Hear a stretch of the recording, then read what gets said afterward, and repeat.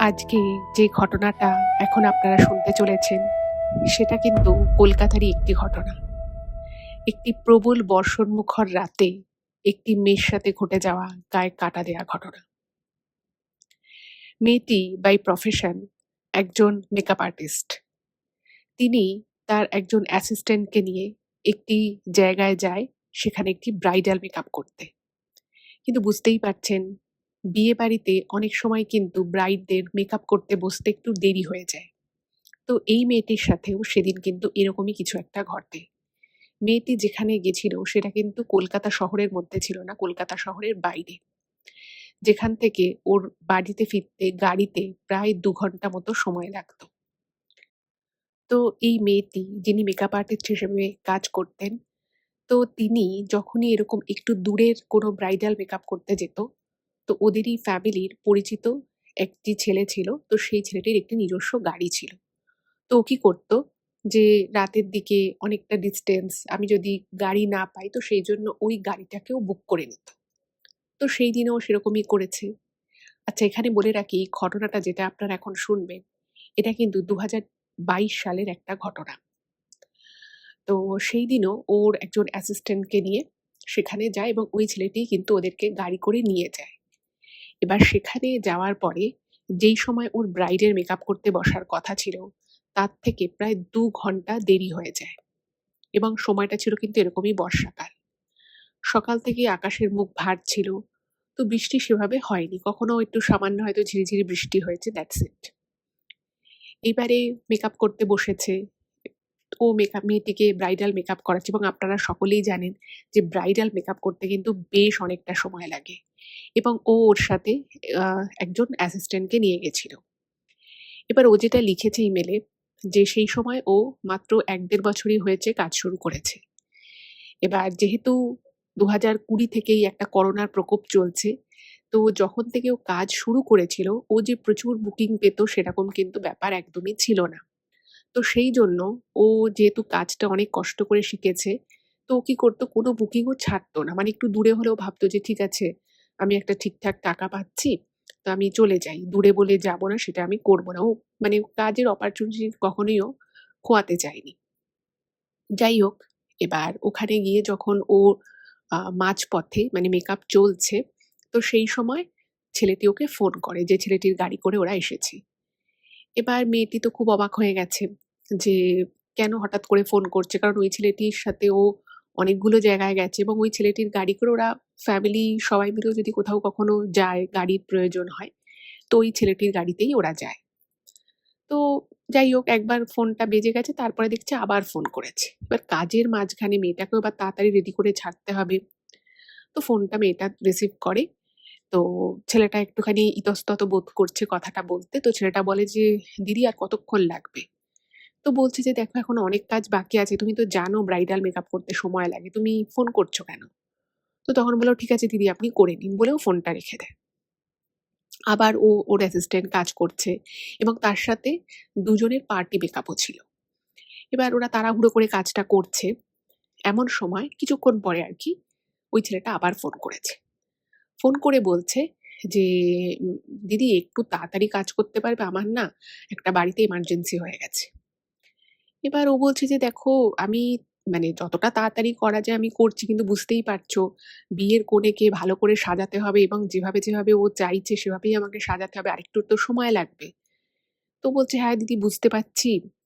আ আসলে আমার বাড়িতে একটা এমার্জেন্সি হয়েছে। ঠিক আছে দিদি, আপনি করে নিন।" বলে ফোনটা রেখে দেয়। এবার ও ভাবলো যে ছেলেটা তো খুবই ভালো, আর ওদের সাথে পুরো ফ্যামিলির সম্পর্ক রয়েছে। তো কখনো মানে ওর সাথে যে এত জায়গায় গেছে, ও কিন্তু কখনো শুধু তাড়া দেয়া বা আ একটা এরকম প্রবলেম ক্রিয়েট করে এরকম কোনোদিন ছেলেটা করেনি।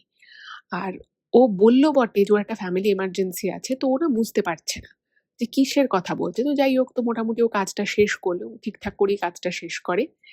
এবার যা হয় আরকি, ব্রাইড সাজার পরে বলে যে, "এটা একটু ঠিক করে দাও, ওটা একটু করে দাও।" এই করে আরো ১৫-২০ মিনিট যায় এবং ওই যে বললাম, যে ব্রাইড সে কিন্তু যে টাইমে তার মেকআপ করতে বসার কথা তার থেকে প্রায় ২ ঘন্টা দেরি করেছে। ফলে ওভারঅল অনেকটা দেরি হয়ে গেছে। তো এরপরে সমস্ত সাজগোজ হয়ে যাওয়ার পরে মেয়েটির ফ্যামিলি থেকে বলে যে, "এবার তোমরা একটু খাওয়া-দাওয়া করে যাও। তোমাদেরকে যিনি নিয়ে এসছেন তাকেও ডেকে নাও। তোমরা এভাবে শুধু মুখে যেও না।"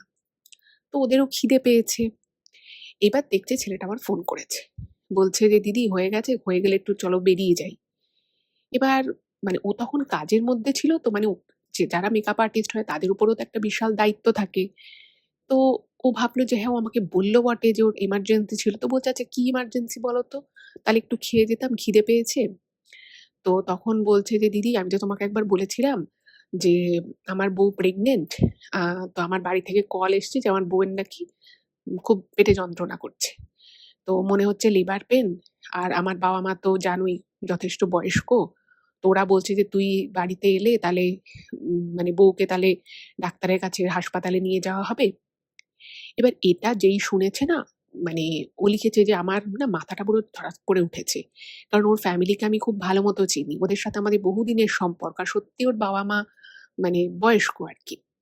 আর ও বাড়ির একটাই ছেলে। আর ওর যে বউ, তার বাপের বাড়ি হচ্ছে বর্ধমানে। তো ভাবছে যে এটা তো একটা সত্যিই বড় এমার্জেন্সি। তো তখন ও যে বাড়িতে আরকি যে ব্রাইডকে মেকআপ করাতে গেছিল, তো তার বাড়ির লোককে বলছে, "বিশ্বাস করুন একদম সময় নেই। সেরকম যদি হয় আপনি কিছু আমাদের খাবার দিয়ে দিন। আমরা রাস্তায় যেতে, যেতে খাবো। আমাদের ২ ঘন্টা টাক তো লেগে যাবে।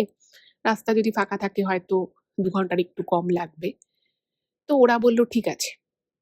এমনিতে ওরা খুব ভালো ছিল ফ্যামিলি। তো তারা ৩ প্যাকেট খাবার দিয়ে দেয়। তো ওরা খাবারের প্যাকেটগুলো নিয়ে মানে খুব তাড়াহুড়ো করে গাড়িতে উঠে পড়ে। এবার এই যে গাড়িতে উঠলো, এই অবধি ব্যাপারটা কিন্তু একরকম ছিল।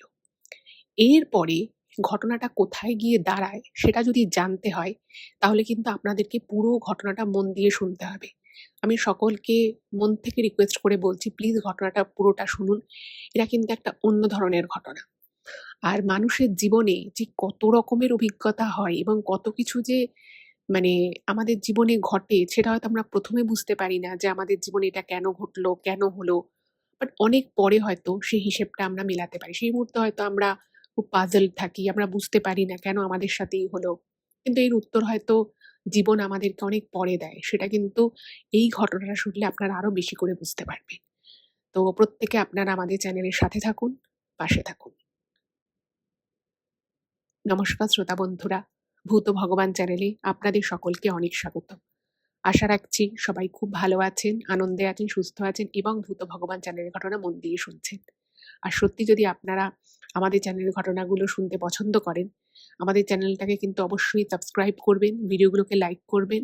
পুরো ঘটনাটা শোনার পরে কেমন লাগলো সেই মূল্যবান মতামত কিন্তু কমেন্ট করে জানাতে একদম ভুলবেন না। আর আপনাদের জীবনে বা আপনাদের পরিচিত কোনো মানুষের জীবনে যদি এরকম কোনো ভৌতিক, অলৌকিক, দৈবিক, অতিজাগতিক কিছু ঘটে থাকে, সেগুলো ইমেল করে পাঠিয়ে দিন। ইমেল আইডি আমাদের ডেসক্রিপশনে দেয়া আছে। এটুকুই বলার ছিল। এবারে আমি চলে যাচ্ছি সরাসরি আজকের ঘটনায়। তো আমি তো আপনাদেরকে ইন্ট্রোডাকশনে অনেকটাই বললাম। তো যেটা বলিনি সেটা হচ্ছে যে যিনি আমাকে ঘটনাটা পাঠিয়েছে তার নাম। তো তার নাম হচ্ছে মৌমিতা। তো আমি এতক্ষণ আপনাদেরকে যে মেকআপ আর্টিস্টের ঘটনাটা বলছিলাম তার নাম হলো মৌমিতা। তো মৌমিতাই আমাকে আজকের ঘটনাটা লিখে পাঠিয়েছে। এবার মৌমিতা ওর অ্যাসিস্ট্যান্টকে নিয়ে উঠে পড়ে গাড়িতে। এবার ছেলেটাকে তো বুঝতেই পারছেন ছেলেটা খুব টেনশন করছে। তো ওরা একটু ওকে মন থেকে মানে একটু সান্ত্বনা দিচ্ছে যে, "দেখো তুমি এত চিন্তা করো না। আমি যতটুকু জানি যে পেইন আগে থেকে যদি শুরুও হয়, মানে সেটা জাস্ট লেবারের ১ম দিক। এরপরে আরো অনেকটা সময় লাগে।" তো তখন মানে ও যেটা লিখেছে মৌমিতা যে ও তখন অবিবাহিত। মানে ওর তার মানে প্র্যাকটিক্যাল কোনো এক্সপেরিয়েন্স নেই। তবুও যেটুকু যা শুনেছে, কারণ ও বুঝতে পারছে যে ছেলেটা খুব টেনশন করছে। এবং ছেলেটা এমনিতে খুব ভালো গাড়ি চালায়, খুব বুঝে চালায়, কখনো ওভারটেক করে না। কিন্তু বুঝতেই পারছেন বাড়িতে এরকম একটা এমার্জেন্সি সিচুয়েশন। তো ও খেয়াল করছে যে ছেলেটা না মানে গাড়ি যে স্পিডে চালানো উচিত তার থেকে যেন একটু বেশি জোরেও গাড়ি চালাচ্ছে। এবং যে ছেলেটা কখনো ওভারটেক করে না, সেই ছেলেটা প্রচুর মানে হংকিং করছে আর ওভারটেক করে, করে গাড়ি চালাচ্ছে। এবার ওর তো একটু ভয়ও লাগছে। তো ও পিছন থেকে বারবার বলছে, "তুমি এত চিন্তা করো না। তুমি যখন পৌঁছবে দেখবে সব ঠিক আছে। তুমি অনেক সময় পাবে। তোমার স্ত্রীকে হাসপাতালে নিয়ে যাবে। সব ভালো হবে। দেখবে তুমি বরং আনন্দ পাও যে তোমার জীবনে সেই সময়টা চলে এসেছে। এখন তুমি বাবা হবে। কত আনন্দের কথা।" এরকম বলে ওর টেনশনটা যাতে একটু জাস্ট কম হয় সেই চেষ্টা করছে। এবার ও খেয়াল করছে যে ওর মানে বাড়ি থেকে ওর বাবা বারবার ফোন করছে, ছেলেটার বাবা। বলছে, "না রে বৌমার তো পেন খুব বাড়ছে।" এবার ওই যে বললাম যে ওদের একদম বাড়ির আশেপাশে কোনো আত্মীয়স্বজন থাকে না। এবার তখনও ওরা প্রায় মানে ওদের বাড়ি থেকে ১ ঘন্টা ডিসট্যান্স এ রয়েছে। আর এর মধ্যে আবার বৃষ্টি শুরু হয়ে গেছে। এবার বৃষ্টি শুরু হলে যেটা হয় সেটা হচ্ছে প্রত্যেকটা গাড়ি একটু স্লো ডাউন হয়ে যায়। আর ভিজিবিলিটিও কমে যায়। সেক্ষেত্রে স্পিডে গাড়ি চালানোটা একটু রিস্কি হয়ে যায়। এদিকে মৌমিতা যখন বুঝতে পারছে যে ছেলেটা খুব জোরে গাড়ি চালাচ্ছে, তো বলে যে, "দেখো তুমি এত উতলা হয়ো না। তুমি যেভাবে গাড়ি চালাচ্ছ এতে কিন্তু যেকোনো মুহূর্তে একটা দুর্ঘটনা ঘটে যেতে পারে। তুমি যেভাবে চালাও সেভাবেই চালাও। তুমি ভগবানের উপরে ভরসা রাখো। কোনো অসুবিধে নেই।" এবার দেখুন যার বাড়িতে এই ঘটনা ঘটে তার মনে তো একটা আলাদাই টেনশন কাজ করে না? তখন তার মাথায় মানে এত কিছু হয়তো ঢোকে না। তো ছেলেটা মানে ঠিকঠাক করার চেষ্টা করছে বাট ওই মাঝে মধ্যে খুব জোরে গাড়ি চালাচ্ছে। ইন দ্য মিন টাইম যখন প্রায় বাড়ি থেকে ৪০ মিনিটের ডিসট্যান্স এ রয়েছে, তো সেই সময় ওর বাড়ি থেকে ওর বাবা ফোন করেছে এবং ফোন করে মানে পুরো কাঁদো, কাঁদো হয়ে বলছে যে, "বৌমার অবস্থা কিন্তু খুব খারাপ হয়ে যাচ্ছে। আমার মনে হচ্ছে আমাদের আর অপেক্ষা করা ঠিক হবে না। তো আমি আ ওদের ওই পাড়ার যে ক্লাব রয়েছে বলছে সেখানে আমি কয়েকটা ছেলেকে ডেকেছি। তো আমরা মানে ওনার ওয়াইফকে আরকি যে হাসপাতালে দেখাতো যে ডাক্তারের আন্ডারে, বলছে আমরা ওখানে নিয়ে যাচ্ছি তুই যত তাড়াতাড়ি সম্ভব আয়। কারণ তুই না এলে তো মানে ডাক্তার যদি বলে যে হ্যাঁ, এখনই সিজার করে বাচ্চা বের করে নিতে হবে তাহলে সেটাই করতে হবে। কিন্তু তুই না এলে তো সেটা হবে না।" এবার এই কথাটা মানে ছেলেটা যেহেতু গাড়ি ড্রাইভ করছিল ও কি করেছে ফোনটাকে স্পিকারে রেখেছিল। এবার বুঝতেই পারছেন স্পিকারে যখন ফোন চলছে তাহলে মৌমিতা আর ওর যে অ্যাসিস্ট্যান্ট দুজনেই সমস্ত কনভারসেশনটা শুনেছে। তো এবারে না কোথাও মৌমিতার মনে হলো যে না মানে ছেলেটাকে মানে অ্যাকচুয়ালি ছেলেটার যে বাড়ি মানে ছেলেটার বাড়ি যেদিকে মেয়েটার বাড়ি মানে মৌমিতার বাড়ি কিন্তু একদম উল্টো দিকে।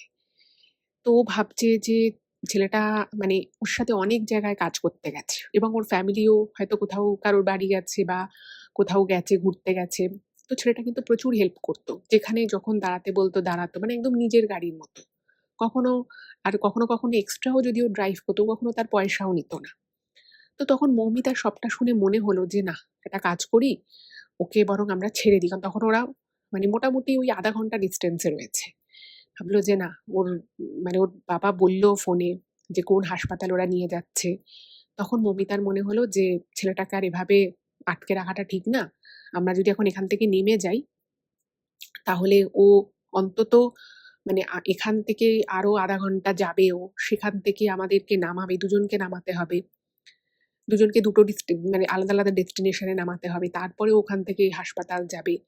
আর এরকম একটা সিচুয়েশন সত্যি তারও ছেলেটা প্রচন্ড টেনশন করছে। খুব অন্যমনস্কও হয়ে যাচ্ছে। তো ও ভাবলো না, ছেলেটাকে বলি আমাদেরকে এখানেই নামিয়ে দিতে। ও এখান থেকে ডাইরেক্ট চলে যাক। এবার ওর অ্যাসিস্ট্যান্টকে বলল, তো ওর অ্যাসিস্ট্যান্ট শুনে বলছে যে, "দিদি আমরা যদি এখন এখানে নেমে যাই, আমাদের কাছে ২ টো বড়, বড় ব্যাগ রয়েছে, ভারী, ভারী ব্যাগ।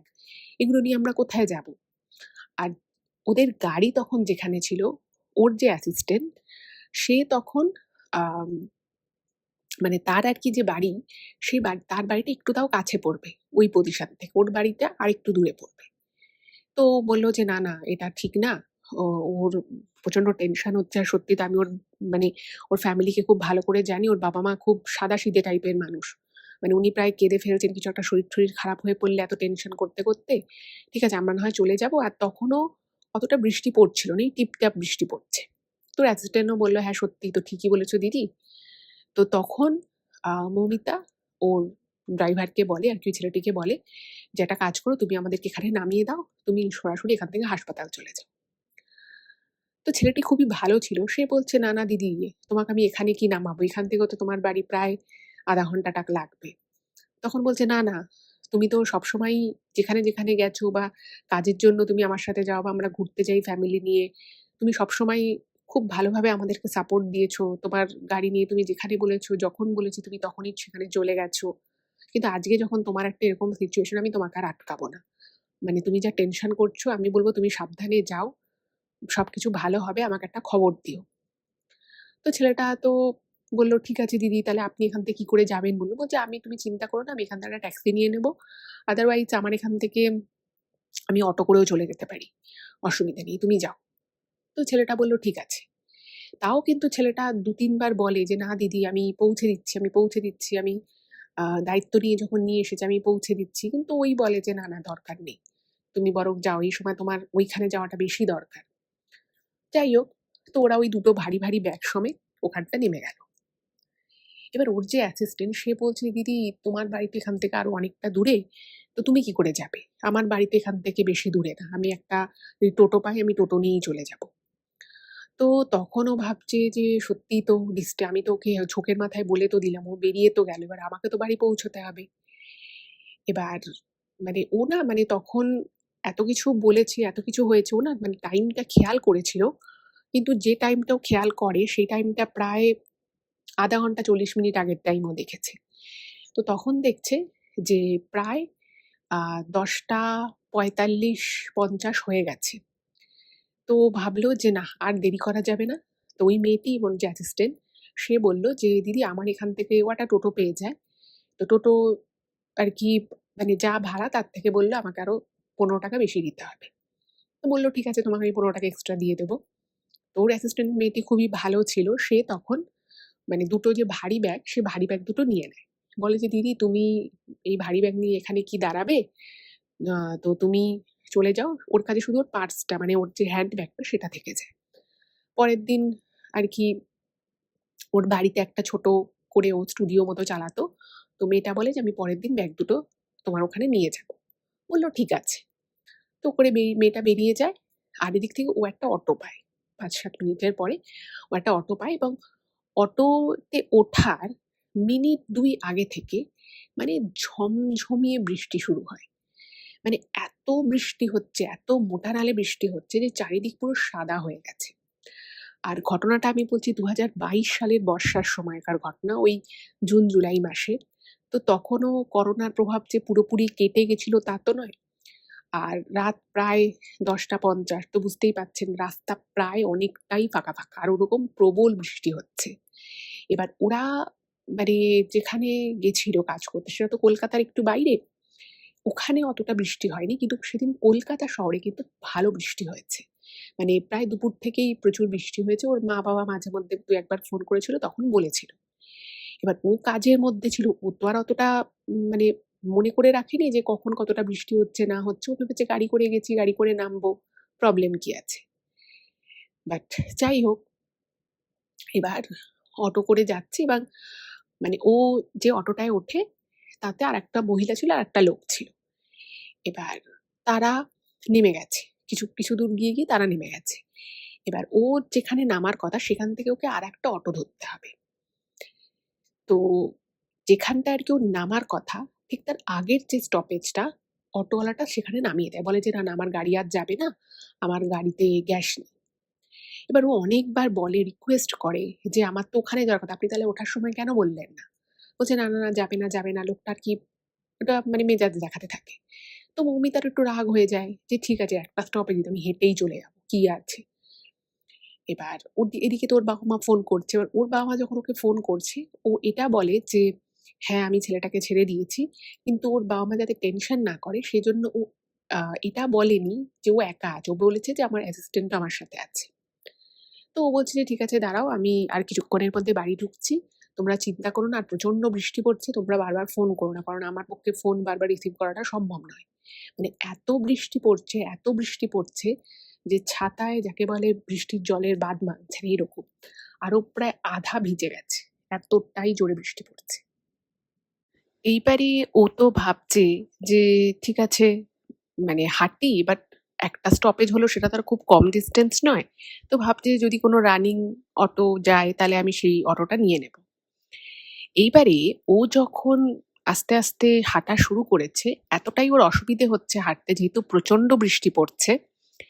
তো ও না মানে মনে, মনে ভাবছে, যে একটা অটো হলে ভালো হতো, তাহলে চলে যেতাম। রাস্তাঘাট বেশ ফাঁকা হয়ে গেছে। ২-৪ টে গাড়ি হয়তো যাচ্ছে, সেগুলো প্রাইভেট গাড়ি। হঠাৎ করে ও খেয়াল করে যে ওর পিছন থেকে দুটো ছেলে বাইকে করে এলো।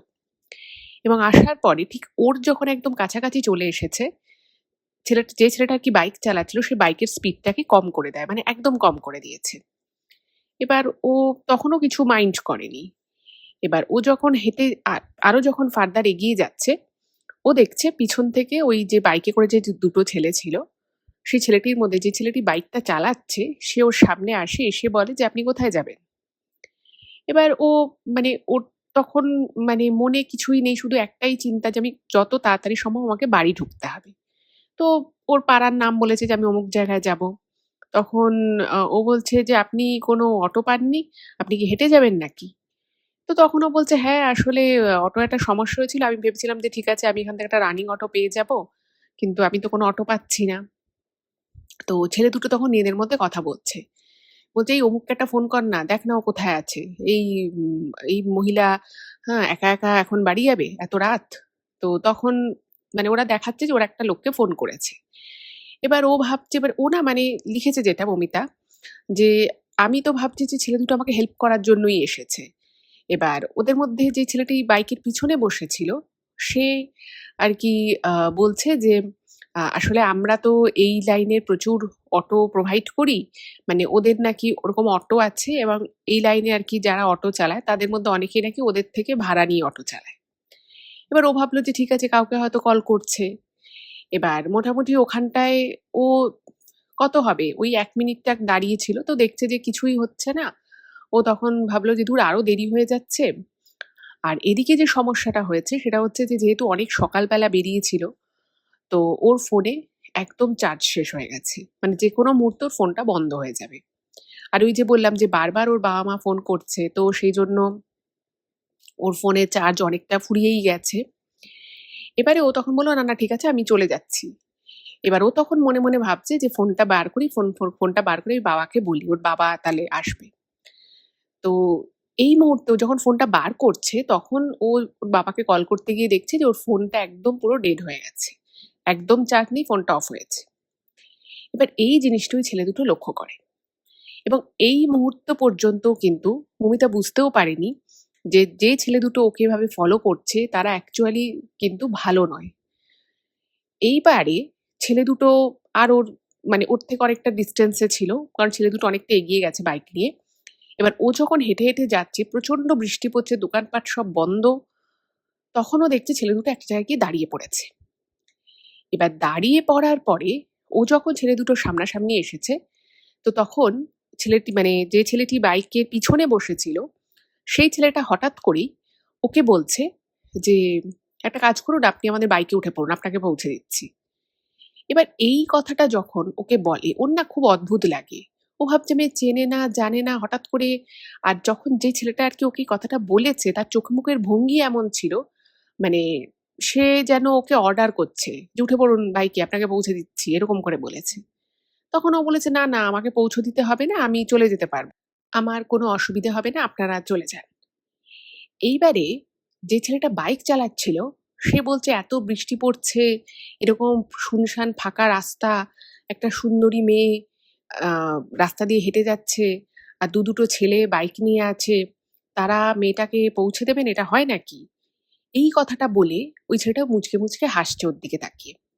এবং ও যেটা লিখেছে যে ছেলে দুটোর চাউনি দেখে আমি তখন বুঝে গেছি যে ছেলে দুটো মানে তাদের যে উদ্দেশ্য ভালো নয় সেটা আমি সেই মুহূর্তে পুরোপুরি বুঝে গেলাম। এবং আমার তখন মনে হচ্ছিল যে আমার এই মুহূর্তে ওই জায়গা থেকে দৌড়ে চলে যাওয়া উচিত। কিন্তু অতটা বৃষ্টির মধ্যে ওইভাবে দৌড়ানোও তো সম্ভব নয়। তো তখন প্রচন্ড ভয় পেয়ে যায়। কিন্তু যা হয় আরকি, মানে ভয় পেলেও তো অনেক সময় এই ধরনের লোকের সামনে না নিজের ভয়টাকে প্রকাশ করা উচিত না। কারণ তাতে তারা অনেক বেশি পেয়ে বসে। তো ও তখন গটগট করে স্পিড বাড়িয়ে হাঁটতে শুরু করেছে। এবার ছেলে দুটো কি করেছে, বাইকটাকে বারবার, বারবার স্লো করছে। করে আরকি মানে বাইকটাকে অন রেখেছে কিন্তু ওর প্যারালালি ঠিক হাঁটছে। মানে বাইকটাকে নিয়ে হাঁটার মতো করে যাচ্ছে এবং বারবার ওকে টিজ করছে। শুধুমাত্র টিজ করছে তা নয়, ওকে এমন কিছু, কিছু কথা বলছে যেটা একজন মেয়ের কাছে বা একজন মহিলার কাছে অসম্মানজনক। এবার তো ওর ভিতরে, ভিতরে প্রচন্ড ভয় কাটছে এবং সবথেকে যেটা ও লিখেছে, যেটা আমার সবথেকে বেশি আমাকে ভাবিয়েছে এবং আমি যেটায় সবথেকে বেশি নার্ভাস হয়ে যাই, যখন আমি দেখি যে আমার ফোনে একদম চার্জ নেই। আমি যে কারোর থেকে কোনো হেল্প চাইবো, সে উপায় আমার কাছে নেই। এবার ও দেখতে পাচ্ছে যে দূরে একটা জায়গায় মানে সিগন্যালের ওখানে একটা চেকপোস্ট ছিল। এবার ও ভাবছে যে ওই চেকপোস্টের কাছে যদি পুলিশ থাকে তাহলে আমি পুলিশকে বলবো। কিন্তু সেখানে ও দেখে চেকপোস্ট রয়েছে কিন্তু সেখানে কোনো পুলিশ সেই মুহূর্তে ছিল না। এবার তো ওর প্রচন্ড ভয় লেগে গেছে এবং এইবারে যে ছেলে দুটো কি করেছে, উত্তরোত্তর যেন মানে ওদের উল্টোপাল্টা কথার মানে বহর বাড়ছে এবং ওকে বারবার বলছে যে মানে ১ম এ আপনি করে বলছিল, এবার তুমিতে চলে এসেছে। বলছে, "তুমি উঠে পড়ো, তুমি উঠে পড়ো। তুমি বলো কোথায় যেতে চাও? তুমি এখন বাড়ি যাবে না অন্য কোথাও যাবে আমাদের সাথে? না নিশ্চয়ই রাত হয়েছে, তোমার নিশ্চয়ই খিদে পেয়েছে। চলো তোমাকে রেস্তোরাঁয় নিয়ে গিয়ে খাওয়াই।" এই ধরনের নানান কথাবার্তা ওকে বলছে এবং ও কিন্তু সমস্ত কথাগুলোকে ইগনোর করার চেষ্টা করছে। এবার দেখবেন যারা এইভাবে মেয়েদের উত্ত্যক্ত করে তারা আবার অনেক সময় ভাবে যে এই মেয়েটা তো কিছু বলছে না তাহলে হয়তো মেয়েটা এনজয় করছে। এবার ওর প্রচন্ড রাগ হচ্ছে, ভয়ও করছে যেহেতু একা রয়েছে। বাট মানে ও না কিছু করতে পারছে না। কারণ ও ভাবছে যে আমি যদি এখন রাস্তার মাঝখানে দাঁড়িয়ে এদের সাথে ঝগড়া ঝামেলা করি তাহলে ব্যাপারটা আরো খারাপ হতে পারে এবং ও একা। আর এই ধরনের একটা সিচুয়েশন যে ওকে ফেস করতে হবে সেরকম মানসিক প্রস্তুতিও ওর ছিল না। এবং ও যেটা লিখেছে এখানে যে, "দিদি আমি কলকাতাতেই মানে জন্মেছি, ওখানেই বড় হয়েছি, স্কুল কলেজ করেছি এবং অনেক সময় কলকাতায় বুকে ঘটে যাওয়া অনেক ঘটনা আমরা শুনেছি। আমি শুনেছি যে কোনো মেয়ের সাথে খারাপ কিছু হয়েছে বা কাউকে টিজ করা হয়েছে। কিন্তু ও লিখেছে যে কখনো যে আমার সাথেই এই ঘটনাটা ঘটতে পারে, মানে সেটা আমি কোনোদিনও ভাবিনি। কারণ আমার মনে হতো যে আমার শহর খুব সেফ এবং ঠিক আছে হয়তো কখনো, কখনো এরকম ঘটনা ঘটে যায় কিন্তু সেটা খুবই রেয়ার। বাট এরকম একটা বিষয় যে আমার সাথেই ঘটবে সেটা কিন্তু আমি সত্যিই কল্পনা করতে পারিনি। এবার ও ভাবছে যে আমি কি করব? মানে একটা ভারী যদি ব্যাগ থাকে সেই ব্যাগটা দিয়েও এটলিস্ট একটা ধাক্কা মারা যায়। ওগুলো আরকি মনে, মনে ভাবছে যে আমার কাছে তো সেই ভারী ব্যাগও নেই। জাস্ট একটা হ্যান্ড ব্যাগ রয়েছে। তো ও মনে, মনে ভাবছে যে আমি কি করব এখন? এবার ও যখন এবার আরো স্পিড বাড়িয়ে হাঁটার চেষ্টা করছে, এবার ছেলে দুটো বলছে, "এই তোমার নাম কি? নাম কি? নাম বলে যাও, নাম বলে যাও।" তখন বাইকের যে পিছনে যে ছেলেটা বসে আছে তার আবার সাহস আরো বেশি। সে বলছে যে নাম যখন বলছে না ওর ব্যাগটা ধরে টানলেই তো বেরিয়ে যায়। ওর ব্যাগে নিশ্চয়ই পার্স আছে, পার্সের মধ্যে নিশ্চয়ই কোনো আই কার্ড আছে। আই কার্ড দেখলেই তো আমরা নাম জেনে যাবো। কতক্ষণ লাগবে ওর ব্যাগটা হাত থেকে নিয়ে নিতে? হুম? এবার এই কথাটা যখন বলেছে, তখন না ওর আরো প্রচন্ড ভয় লেগে গেছে। কারণ ওর ব্যাগের মধ্যে কিছু ক্যাশ ছিল, ওর আই কার্ড ছিল, ওর ব্যাংকের ডেবিট কার্ড ছিল। তো ও ভাবছে ছেলেগুলোর উদ্দেশ্যটা অ্যাকচুয়ালি কি? আমার থেকে কি টাকা পয়সা নেয়ার জন্য এইগুলো করছে? নাকি ছেলেগুলোর উদ্দেশ্য আরো খারাপ কিছু, আমার সাথে কিছু খারাপ করার জন্য এরা এরকম করছে? বাট ও না তখন একটা সময় প্রচন্ড রাগ হয়। ও তখন দাঁড়িয়ে পড়ে। দাঁড়িয়ে পড়ে ছেলেগুলোকে বলছে যে, "এই তোমরা আমার সাথে এরকম ব্যবহার করছো কেন? আমি তো তোমাদেরকে বলেছি চলে যেতে। আমি তো তোমাদের থেকে কোনো হেল্প চাইনি। তোমরাই আমার সাথে যেচে কথা বলতে এসেছো। আর এখন তোমরা আমাকে এরকম খারাপ, খারাপ কথা তখন থেকে বলে যাচ্ছ আমি কিছু বলছি না বলে? তুমি জানো আমার বাড়িতে কে আছে? আমার কে পরিচিত ব্যক্তি আছে?" এবার এরকম করে না ও বেশ কিছু কথা বলে যে, "আমার অনেক এরকম আত্মীয়স্বজন আছে যারা অনেক বড়, বড় পোস্টে রয়েছে প্রশাসনিক। তোমাদের নামে যদি আমি কমপ্লেন করে দিই তোমাদের কিন্তু অবস্থা খারাপ হয়ে যাবে।" মানে একটা মেয়ে এরকম একটা যখন সিচুয়েশন এ পড়ে সে তো সব দিক থেকে চাইবে তাকে সেভ করতে। তো ও সেই সেম কাজটাই করে এবং ও ভাবে যেগুলো বললে ছেলেগুলো হয়তো দমে যাবে বা ওরা যে কাজটা করছে সেখান থেকে হয়তো বিরত হবে। বাট ছেলেগুলো প্রচন্ড ডেসপারেট হয়ে যায়। ও তখন বলে মানে ওই ছেলেগুলো মধ্যে যে ছেলেটা বাইকের পিছনে বসেছিল সে না তখন একটা ফোন করছে একটা কাউকে। মানে এটা কিন্তু রিয়েল ফোন করছে। ফোন করে বলছে মানে ওর সামনেই বলছে মানে ও কিন্তু সব শুনতে পাচ্ছে। বলছে যে, "মুরগি পেয়েছি, মুরগি পেয়েছি। মুরগিকে তুলে নিয়ে আসছি, মুরগি পেয়েছি।" বলছে যে, "মুরগির কিন্তু আবার তেজ বেশি।" এরকম করে বলছে। এইটা যখন বলেছে, ও না তখন বুঝে গেছে যে এইখানে আমার মানে প্রচন্ড আ মানে থাকাটা একদমই নিরাপদ নয়। প্রচন্ড আরকি রিস্ক হয়ে যাবে। এইবারে ও কি করেছে ছেলেগুলো তো সামনের দিক মানে ওর থেকে ছেলেগুলো একটু এগিয়ে ছিল আর ও সোজা হাঁটছে। এবার ও ভাবলো যে আমি উল্টো দিক দিয়ে উল্টো দিয়ে কোথাও একটা দৌড় মারি। মানে যেই বলেছে মুরগি পেয়েছি, মুরগি নিয়ে আসছি। মানে ও তো বুঝতে পারছে যে ওকেই ডিনোট করার চেষ্টা করছে। ও তখন ছাতাটা বন্ধ করেছে। মানে প্রবল বৃষ্টি পড়ছে, এমনিতেও ভিজে গেছে। তো ছাতাটাকে বন্ধ করে ও উল্টো দিকে একটা রাস্তা ঢুকে যাচ্ছে। ও সেইখানে দৌড় মেরেছে। এবং দৌড় মেরেছে যখন মানে ও লিখেছে যে, "আমি প্রাণপণ দৌড়েছি। রাস্তাঘাট ফাঁকা ছিল এবং আমি রাস্তার একটা পাশ দিয়ে দৌড়চ্ছি। আর মানে আপনারাও হয়তো জানবেন যে নিউ টাউনে কিন্তু এখনো অ্যাকশন এরিয়া 3 র দিকে বিশেষত যদি আমি বলি, সেই জায়গায় কিন্তু এখনো অনেক ফাঁকা, ফাঁকা জায়গা আছে। হয়তো রাস্তা চওড়া, চওড়া কিন্তু জায়গাগুলো অনেক ফাঁকা, ফাঁকা। পাশে প্রচুর মানে মাঠের পর মাঠ, কিলোমিটারের পর কিলোমিটার কিন্তু ফাঁকা জায়গা জমি এখনো আছে। তো ওই দিকেই ঘটনাটা ঘটেছিল। তো ও দৌড় লাগায় এবং ওই রাতের বেলা ও বলছে যে ওই মানে আমি আমার শহরকে যেভাবে চিনেছি, জেনেছি এতদিন সেটা একরকম ছিল। কিন্তু সেই রাতে আমি একে তো আমার মাথার কাজ করছিল না। সারাদিন কাজ করেছি। ঠিকমতো খাওয়া হয়নি। গাড়ির ভিতরেই অল্প আধটু খাবার-দাবার খেয়েছি। ভেবেছি বাড়িতে গিয়ে একবারে ফ্রেশ-ট্রেশ হয়ে খাবার খাবো। সারাদিন কাজ হয়েছে। তারপরে এই টেনশনটাও আর নিতে পারছি না। মানে ও বলছে আমি কিছুই চিনতে পারছি না। আমার জায়গাটা মনে হচ্ছে না অচেনা, অজানা একটা জায়গায় আমি দৌড়চ্ছি। মানে কোন দিকে যাচ্ছি, কেন যাচ্ছি আমি কিচ্ছু জানি না। দিক-বিদিক জ্ঞানশূন্য হয়ে আমি দৌড়চ্ছি। এবার যখন দৌড়চ্ছি মানে ও বুঝতে পারছে যে পিছন থেকে ওই ছেলেগুলোও আসছে। এবং ওর মন মাথা দুটোই ওকে একই কথা বলছে, তুই আজকে বিপদে পড়ে গেছিস। তোকে আজকে তুই মনে হয় আজকে মানে ঠিকঠাকভাবে বাড়ি পৌঁছতে পারবি না। এবং এইটা যখন ওর প্রচন্ড কান্না পেয়ে গেছে। এবং দেখবেন খুব যখন মানুষ টেনশন করে, খুব যখন টেনশন হয়, যখন মনে হয় যে মানে একটা কিছু খুব খারাপ ঘটতে চলেছে, তখন কিন্তু একটা মানুষের মধ্যে একটা অদ্ভুত রকমের মানে বিষয় কাজ করে। সেটা অনেকটা হরমোনালও হয়। তো ও ঝরঝর করে কাঁদছে আর প্রাণপণ দৌড়চ্ছে। দৌড়তে, দৌড়তে ও হঠাৎ করেই আ রাস্তার উপরে পড়ে যায়, হুমড়ি খেয়ে পড়ে যায়। এবং হুমড়ি খেয়ে যখন ও পড়ে যায়, ও মানে পায়ে যথেষ্ট চোট পেয়েছে। এবার পড়ে গেলে তার চট করে ওভাবে ওঠা যায় না। কারণ একটা ইনস্ট্যান্ট পড়ে যাওয়ার একটা এফেক্ট তো থাকেই। এইবারে পিছন থেকে ও মানে যেহেতু ফাঁকা রাস্তা, শুধু বৃষ্টির আওয়াজ হচ্ছে কিন্তু বাইকের আওয়াজটা কিন্তু ও পেয়েছে। এবার ওই বাইকের যে আওয়াজ হচ্ছে ও বুঝতে পেরে গেছে ছেলে দুটো চলে এসেছে। এইবারে ও কোনো রকমে উঠে দাঁড়িয়েছে এবং ওর এবার আর শরীর পুরো ছেড়ে দিয়েছে। আর ও পারবে না দৌড়তে। সারাদিন ঠিকমতো খাওয়া-দাওয়া হয়নি। এতক্ষণ দাঁড়িয়ে, দাঁড়িয়ে মেকআপ আর্টিস্টদের তো জানেনই অনেকক্ষণ কাজ করতে হয়। এইবারে ও তখন ভাবছে আমি কি করব? আমি নিজেকে কি করে বাঁচাবো? তো তখন ও রীতিমতো খুঁড়িয়ে, খুঁড়িয়ে ওই অবস্থায় আরকি যতটা স্পিডে হাঁটা সম্ভব ও ততটাই স্পিডে হাঁটছে। এবং ছেলে দুটো ওকে এবার তুই করে বলছে। মানে কতটা নিম্ন রুচির ভাবুন, তুই করে বলছে যে, "কিরে দৌড়লি না? আরো দৌড়ো। তো তোকে আর দৌড়াতে হবে না। আমরা এসে গেছি। এবার চুপচাপ বাইকে ওঠ।" এরকম করে বলছে। মানে তখনও কিছুটা ডিসট্যান্স রয়েছে ওর থেকে। এইবারে ও তো বুঝতে পারছে যে ওর বিপদ একেবারে সামনে চলে এসেছে।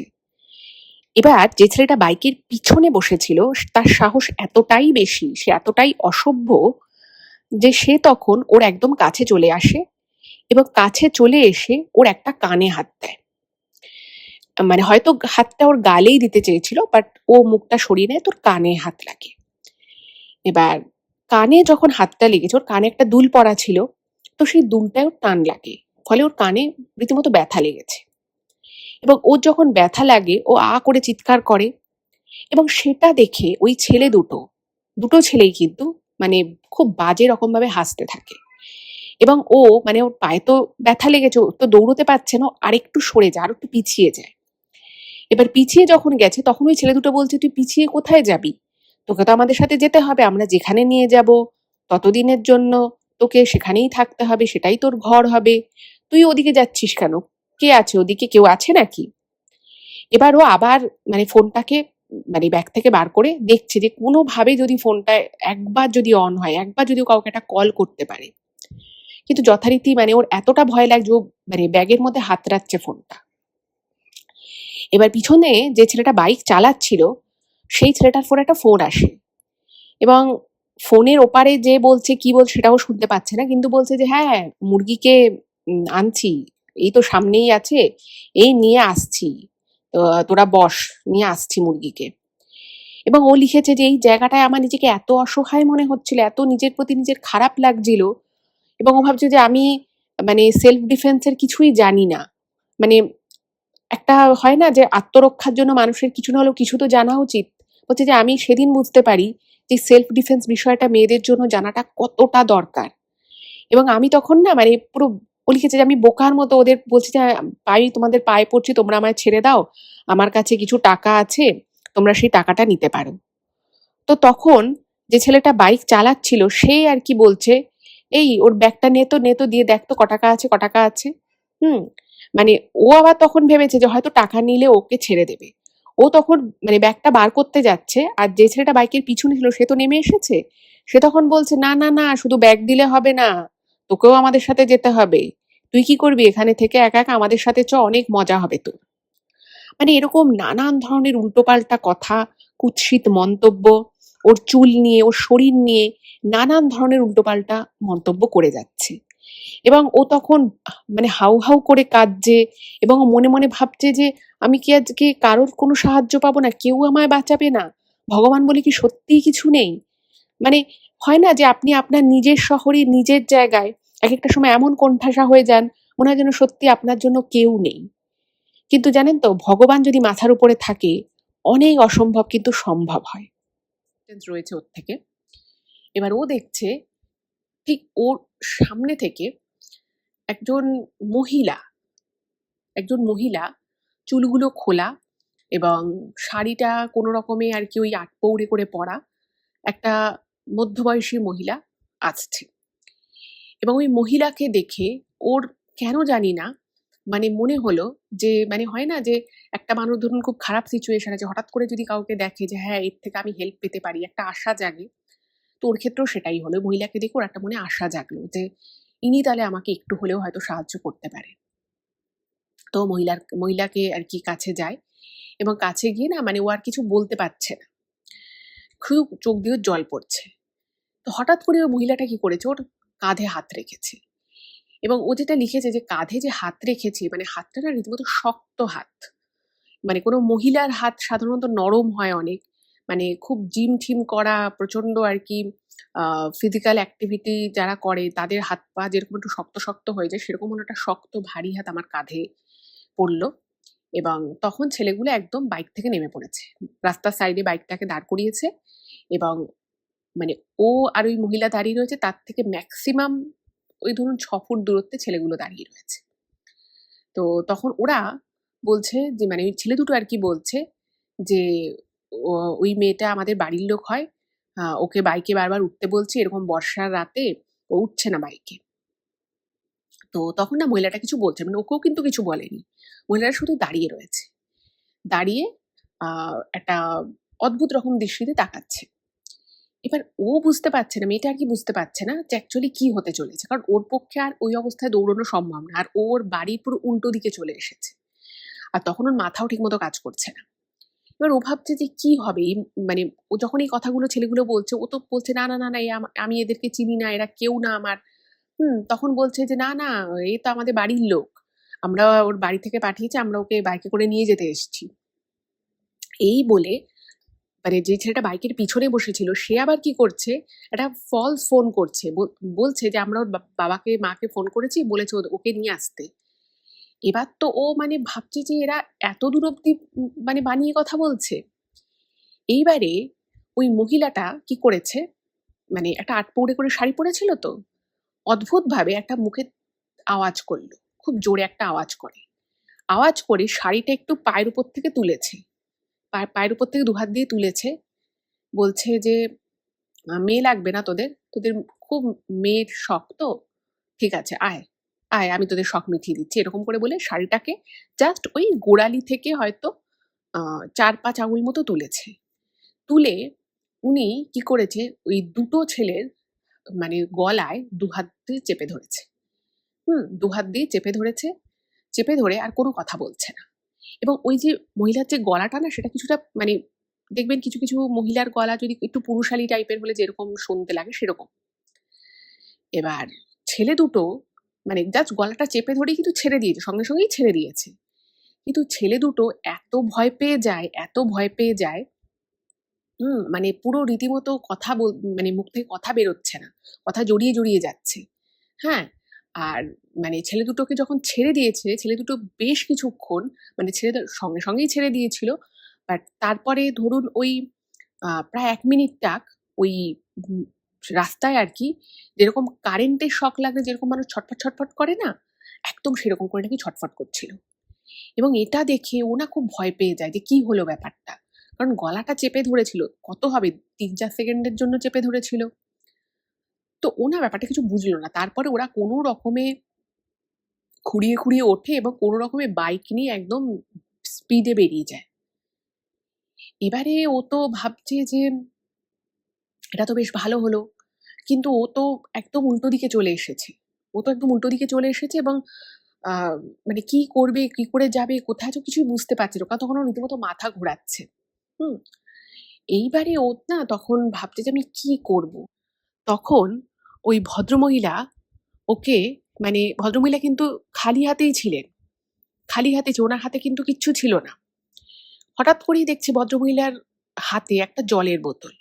ওকে ততক্ষণে বৃষ্টিটা অনেকটা ধরে গেছে।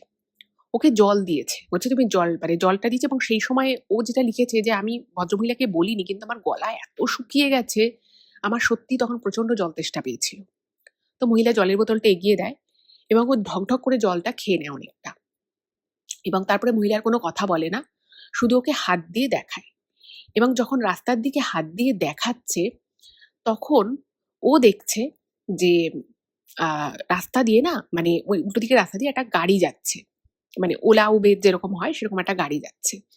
এবার ওর তো ফোনে কোনো চার্জ নেই। তো ওই মহিলাই হাতটা দেখালো এবং গাড়িটা থেমে গেল। থেমে যাওয়ার পরে মানে এবারে আমি যেটা আপনাদেরকে এখন বলবো, সেটা ও ঠিক যেভাবে লিখেছে আমি সেভাবেই আপনাদেরকে বলছি এবং ও এটা বারবার মেনশন করেছে যে এটা ওর সাথে একদম মানে এইটাই কিন্তু ঘটেছিল। এখানে কোনো ভুল নেই। কোনোটা ওর মানে ইলিউশন নয়। গাড়িটা দাঁড়ালো এবং ওর একদম পাশেই কিন্তু ভদ্রমহিলা দাঁড়িয়েছিলেন। ওই যে বললাম ভদ্রমহিলার মুখটা একটুখানি ছেলে, ছেলে মানে একটু পুরুষালী টাইপের বেশ দশাসই একটা চেহারা। এরকম একটা আটপৌরে করে শাড়ি পরেছে। এবার ও তখন ওই যে ড্রাইভার ছিল তাকে জায়গাটা বলল এবং জিজ্ঞেস করলো obviously কত টাকা নেবে? তো লোকটা বলল যে এরকম একটা টাকা নেব। এবার ও উঠে পড়ে সঙ্গে, সঙ্গে উঠে পড়েছে। কারণ ওর কাছে তখন টাকাটা কোনো ম্যাটারই করে না। তো ওইটা কিন্তু একদম রাস্তার মাঝখানে এবং তার আশেপাশে কোনো বাড়িঘর নেই। আ একটা ২-৩ টে ফ্ল্যাট হচ্ছে এবং সেটাও অনেকটা ভিতরে। এবার ও যে মুহূর্তে গাড়িতে উঠেছে, যে মুহূর্তে ও দেখছে যে ওই মহিলাটা পাশে নেই। এবং শুধু পাশে নেই তা নয়, রাস্তার কোথাও নেই। রাস্তা দিয়ে এমনি ১টা ২টো করে গাড়ি যাচ্ছে বাট রাস্তার কোথাও ভদ্রমহিলা নেই। এবার যে ১ সেকেন্ড আগে ওর পাশে দাঁড়িয়েছিল সে যদি দৌড়েও রাস্তা দিয়ে চলে যায় তাহলেও কিন্তু তাকে দেখা যাবে। মানে ও জাস্ট জিজ্ঞেস করেছে যে, "অমুক জায়গায় যাবো, কত টাকা নেবেন?" শুধু বলেছে, "এত টাকা নেবো।" "হ্যাঁ, যাবো, এত টাকা নেবো।" জাস্ট এইটুকু। এবং এটা বলতে সেকেন্ড সময় লাগে আপনারাই বলুন। ও গাড়িতে উঠেছে এবং উঠে ওই ভদ্রমহিলাকে ধন্যবাদ জানানোর জন্য মানে ও আর দেখতেই পেল না। তো ও সঙ্গে, সঙ্গে আবার কি করেছে, ও বলেছে, "দাঁড়ান, দাঁড়ান ১ মিনিট।" ও গাড়ি থেকে নেমেছে। নেমে ও মানে দেখছে যে কোথায় গেল ভদ্রমহিলা। এবার ও এদিক ওদিক দেখছে তো লোকটা বলছে, "কি আপনি যাবেন না?" বলছে, "হ্যাঁ, যাবো।" বলছে যে, না মানে আমার সামনে যে ভদ্রমহিলা ছিল সে কোথায় গেল? আমি তাকে খুঁজছি।" বলছে, "আপনার সামনে তো কোনো ভদ্রমহিলা ছিল না, আপনিই তো গাড়ি থামালেন।" এইবার না মানে ওর মনে হলো ওর মানে শিরদাঁড়া দিয়ে যেন একটা ঠান্ডা স্রোত বয়ে গেল। এবং ও ভাবছে যে কি বলছে লোকটা? এবার ও লোকটাকে বলছে, "না আমার পাশেই তো একজন ভদ্রমহিলা দাঁড়িয়ে ছিল। সেই তো ১ম এ হাতটা দেখালো।" বলল, "না, আপনিই তো হাত দেখালেন।" এবার ও না তখন ওর পুরো মাথা ঘুরে গেছে। তো ও কোনরকমে তারপরে গাড়িতে উঠলো এবং গাড়িতে উঠে ও জানলাটা খুলে ও এদিক ওদিক দেখতে, দেখতে মানে ওই রাস্তাটা পুরো দেখতে, দেখতেই গেল। দেখছি কোথাও মহিলা নেই এবং কোথাও যাওয়ার কিন্তু কথাও নয়। কারণ সে যদি সামনের দিকে যায় বা পিছনের দিকে যায়, যে আপনার ধরুন পাশে দাঁড়িয়ে রয়েছে, আপনি গাড়িতে জাস্ট উঠলেন। সেই মুহূর্তে রাস্তার মাঝে সে কোথায় যেতে পারে? সে তো হাওয়ায় মিশে যেতে পারে না। বাট এক্ষেত্রে ব্যাপারটা কিন্তু একদম এক্সাক্ট এটাই হয়েছে। সে কিন্তু একদম হাওয়াতেই মিশে গেল। এবং ও না কিছু বুঝতে পারল না যে অ্যাকচুয়ালি ব্যাপারটা কি ঘটলো এবং কেনই বা ঘটলো। এবং ওর যে একটা বিরাট বড় বিপদ থেকে ও যে মুক্ত হলো এবং ওই মহিলার জন্যই যে ও ঠিকঠাক করে বাড়িতে পৌঁছতে পারলো, এটার পিছনে যে ভদ্রমহিলারই হাত ছিল সে বিষয়ে বুঝতে কোনো সন্দেহ নেই, কোনো দ্বিধা নেই। এবার যাই হোক ও বাড়িতে আসে এবং বাড়িতে আসার পরে ও এত কথা আর বাড়িতে সেদিন বলে না। ও এসে কোনো রকমে একটু খাওয়া-দাওয়া করে স্নান-টান করে ও ঘুমিয়ে পড়ে। এবার এই সারাদিনের ক্লান্তিতে যথারীতি ওর কিন্তু ঘুমও পেয়ে গেছিল। তো ঘুমিয়েও পড়ে। মোটামুটি ১-১.৫ ঘন্টা ঘুমিয়েছে। ঠিক তারপরে একটা অদ্ভুত রকমের ওর ঘরের ভিতর থেকেই খচখচানির আওয়াজ আসতে থাকে। ও যেটা লিখেছে যে ওর ঘরে ফ্যান চলছিল। যথেষ্ট ঠান্ডা ছিল সেদিন ওয়েদার। বৃষ্টি পড়ছিল বলে জানলা বন্ধ ছিল এবং ঘরে এক ধরনের আওয়াজ হয়, যে আওয়াজটা একেবারেই মানে যে ওর ফ্যান থেকে আসছিল সেটা নয়, একটা অন্য আওয়াজ।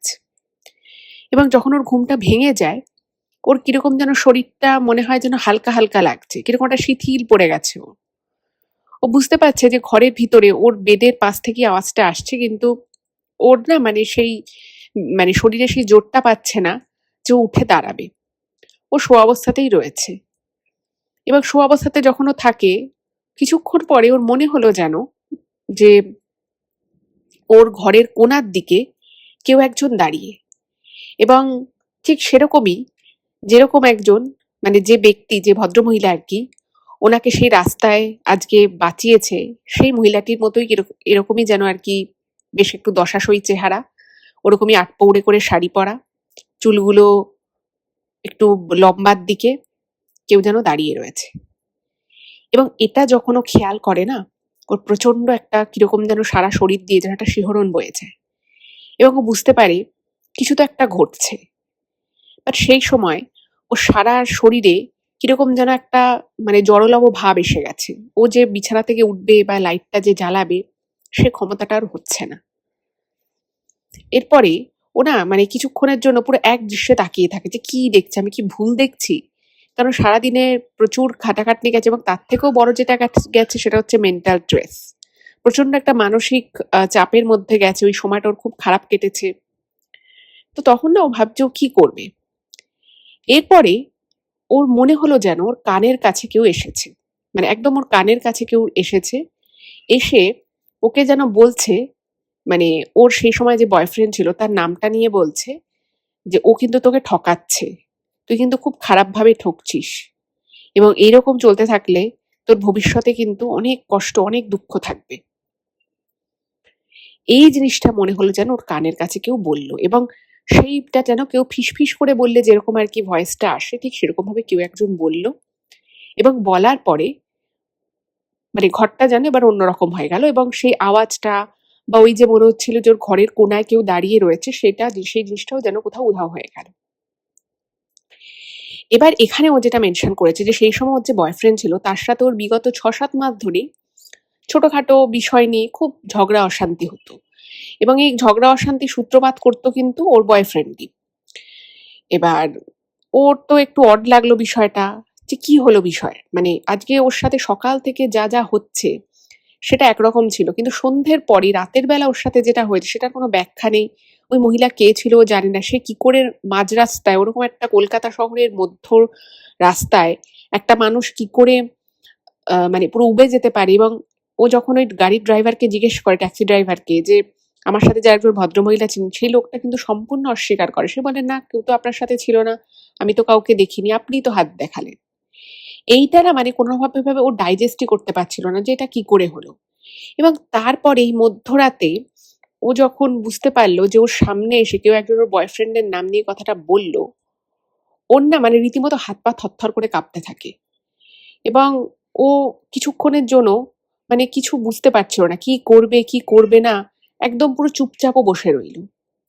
এবং তার ঠিক কিছুক্ষণ পরে ওর কি মনে হলো, ওর বয়ফ্রেন্ডকে ফোন করে। বয়ফ্রেন্ডকে যখন ফোন করেছে, দেখছে যে ওর বয়ফ্রেন্ডের ফোনটা ওর ওর নাম্বারটা আর কি ওয়েটিং এ আসছে, মানে ওর বয়ফ্রেন্ড কারোর সাথে কথা বলছে ফোনে। এবং সেই মুহূর্তে ও যেটা লিখেছে যে আমার চোখ থেকে না দরদর করে জল পড়ছে, কারণ আমি যখন বাড়িতে এসে ফোনটা চার্জ দিয়ে আমি আগে ওকে ফোন করে বলি যে জানো তো আমি আজকে বেরিয়েছিলাম, আমার ফোনটা এরকম ভাবে চার্জ শেষ হয়ে গেছে, তাই হয়তো তোমাকে কল করতে পারিনি, তুমি হয়তো অনেকবার আমায় কল করেছো। সেটা তখন ওকে বলে যে হ্যাঁ আমি তোমাকে কল করেছিলাম, আচ্ছা ঠিক আছে আমার প্রচুর কাজ আছে, কালকে আমাকে অনেক ভোর ভোর উঠতে হবে, আমি ঘুমিয়ে পড়ছি। মানে ওর সারাদিনে ও কি করেছে কি খেয়েছে কিছু জিজ্ঞেস করেনি কিন্তু ছেলেটা, এবং ও যে এত রাতে ফিরেছে, ওর কোনো প্রবলেম হয়েছে কিনা কিচ্ছু জিজ্ঞেস করেনি। এবং ওই মানে এই মেয়েটি মমিতাই কিন্তু ওর বয়ফ্রেন্ডকে ফোন করে, এবং ওর বয়ফ্রেন্ড রীতিমতো বলে যে ওর নাকি প্রচুর কাজ আছে, ওর প্রচন্ড ঘুম পেয়েছে, ও ঘুমিয়ে পড়বে। অথচ এখন মধ্যরাতে দেখছে ছেলেটার ফোনে ওর নাম্বার ওয়েটিং আসছে, ও ফোনে কারোর সাথে কথা বলছে।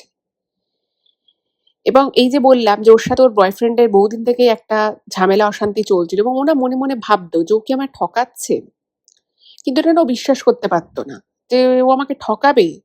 কেন, আমাদের এতদিনের রিলেশন, মানে ওদের প্রায় 3.5 বছরের রিলেশন তখন, যে 3.5 বছর রিলেশনশিপ আমাকে ঠকাবে কেন? আর ওই আমাকে প্রপোজাল দিয়েছিল, ওই প্রথম জানিয়েছিল যে ওর আমাকে ভালো লাগে, তাহলে কেন এটা করবে?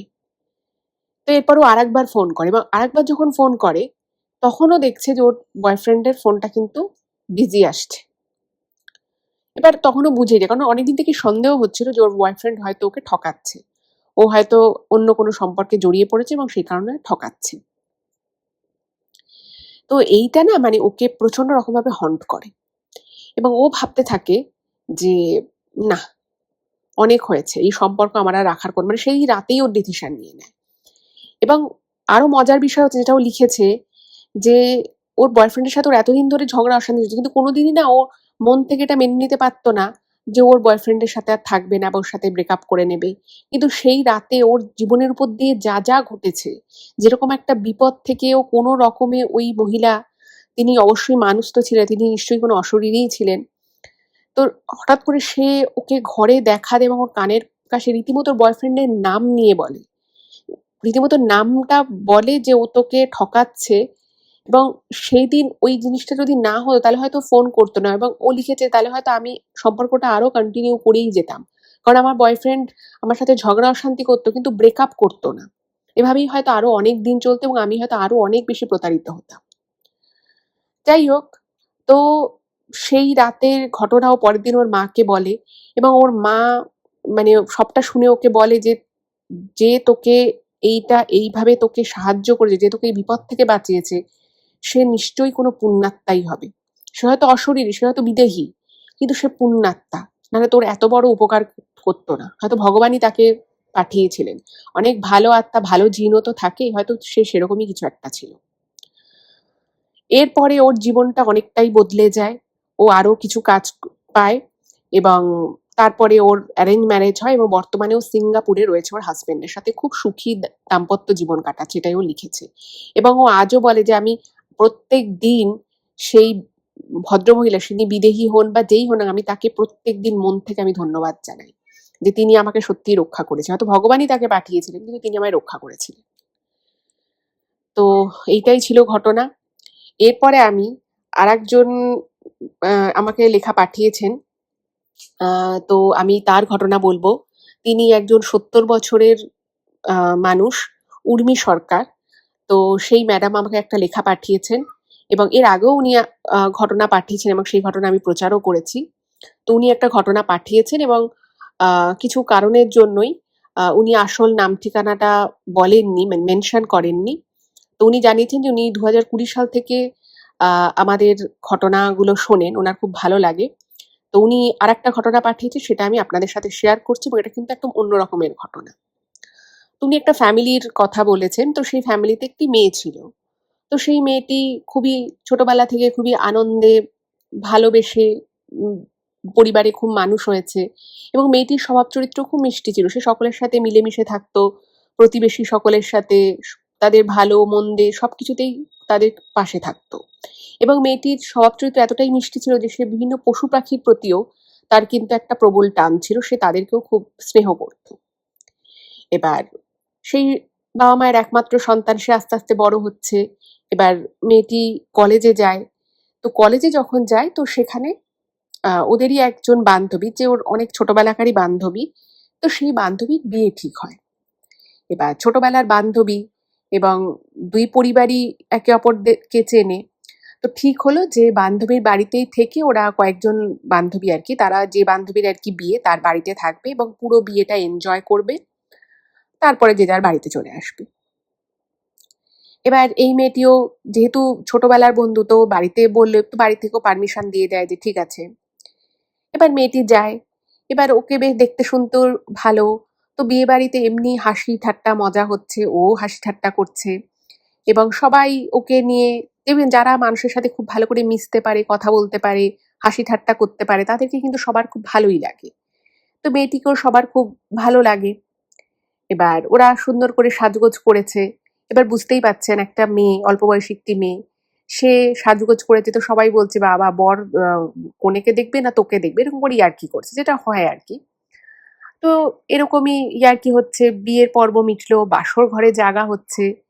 এবার ও অনেকক্ষণ ধরেই খেয়াল করছে যে একটি ছেলে ওকে মানে আশা থেকে ওকে খুব দেখছে, এবং সেই ছেলেটি আর কেউ নয়, ছেলেটি হচ্ছে যে বর তার বন্ধু, মানে যে বর তার সাথে এই ছেলেটি একসাথে কাজ করে। কিন্তু ছেলেটির বাবা মা গুজরাটে থাকে আর ছেলেটা কর্মসূত্রে কলকাতায় থাকে। ভালো কথা। এবার দেখছে, এবার একটু টুকটাক আর কি হাসি ঠাট্টা ইয়ার্কি হচ্ছে, বাসর জাগা হয়েছে, সেখানে গান হচ্ছে, নাচ হচ্ছে, সবকিছু হচ্ছে এবং সবাই খুব এনজয় করছে। এবার যখন মোটামুটি অনেক রাত হয়ে গেছে, তো তখন ওরা মানে ওই ছেলেটি আর এই মেয়েটি আর কি ওখানে একটা বারান্দা ছিল, বারান্দায় গল্প করছে, টুকটাক কথাবার্তা বলছে, ফোন নাম্বার এক্সচেঞ্জ হয়েছে। এইবারে ওদের মধ্যে ওই একটা কানেকশন রয়ে গেল। এবার ছেলেটি মেয়েটিকে মাঝে মধ্যে ফোন করে, মেয়েটিও ছেলেটিকে ফোন করে। এবার এই করতে করতে ওদের মধ্যে একটা বন্ধুত্ব থেকে একটা প্রেমের সম্পর্ক তৈরি হলো। এবার বুঝতেই পাচ্ছেন যে একটা যখন প্রেমের সম্পর্ক তৈরি হয়, তখন একটা আস্তে আস্তে সেই প্রেমের সম্পর্কটা পরিণতি পাবে, এরকমই একটা জায়গা তৈরি হয়, তাই না? তো এক্ষেত্রেও সেটাই হলো। আস্তে আস্তে একটা প্রেমের সম্পর্ক তৈরি হলো এবং মেয়েটির বাড়ি এবং ছেলেটির বাড়ি থেকেও কিন্তু বিষয়টা জানাজানি হয়ে গেল। তো মেয়েটির বাড়ি থেকে কোনো আপত্তি করেনি, বলে যে ঠিক আছে, তোমার যখন ছেলেটিকে এত পছন্দ আমরা বিয়ে দেবো। ছেলেটির বাড়ি থেকেও বলে যে ঠিক আছে। এবার ওরা দুই পরিবার থেকে ঠিক করলো যে ওদের এবার একসাথে আলাপ করা দরকার। তো ছেলেটির বাবা মা যেহেতু গুজরাটে থাকে, তো ওরা একটা নির্দিষ্ট দিনে আসবে, জানিয়ে দিল বিয়ের বিষয়ে কথা টথা বলবে। এবার মেয়েটির মা মেয়েটিকে বলেছিল যে যখন আমি তোকে ডাকবো তুই তখন আসবি, মানে আগেই তোর আসার কোনো দরকার নেই। এবার ছেলের বাড়ির লোক বসেছে, গল্প টল্প করছে, এবার ও কি করছে, চা জল খাবার দেওয়ার জন্য ওকে ডেকেছে। এবার যখন ও ঢুকেছে মেয়েটা, তখন যেরকম হয় আর কি, ছেলেটির মা মেয়েটির মুখ দেখবে, তো ওর মানে ওই চিবুকে হাত দিয়েছে, হাত দিয়ে মেয়েটির মুখটা দেখতে গেছে। এবার যে মুহূর্তে দেখতে গেছে, যে মুহূর্তে আর কি দেখেছে, মেয়েটির মা মানে বলছে এটা কি করে সম্ভব, এ তো হতে পারে না, এটা হতে পারে না, এটা হতে পারে, এটা কোনোভাবেই হতে পারে না। এই বলতে বলতে উনি হঠাৎ অজ্ঞান হয়ে যান। এবার অজ্ঞান হয়ে যাওয়ার পরে মানে জিজ্ঞেস করছে যে কি ব্যাপার, কি ব্যাপার, কি হলো, ভেবেছে কোনো শরীর টরীর খারাপ হলো কিনা। মেয়েটি জল নিয়ে এসে চোখে মুখে জল ছেটানো হয়েছে। তো ছেলেটির মা যখন জ্ঞান ফিরেছে, তিনি বলছেন আমি আর এখানে এক মুহূর্ত থাকবো না, আমি এক্ষুনি এখান থেকে চলে যাবো। তো ছেলেটির বাবা সবাই মিলে ওরা ওখান থেকে সঙ্গে সঙ্গে বেরিয়ে চলে যায়। এবার ওরাও বহুবার জিজ্ঞেস করে, মেয়েটিও ঘরে গেছে, ঘরে গিয়ে ছেলেটাকে বারবার কল করছে যে কি হয়েছে, কি ব্যাপার, কোনো ফোন টোন নেই। পরের দিন ফোন নেই, একদিন, দুদিন, 3 দিন করে 7 দিন ফোন আসেনি, 7 দিন কোনো কন্ট্যাক্ট নেই।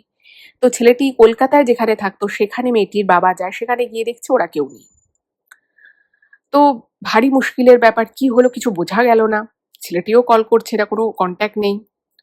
তো এরপর একদিন ছেলেটির মানে মেয়েটির বাবার ফোনে একটা কল আসে ছেলেটিদের বাড়ি থেকে।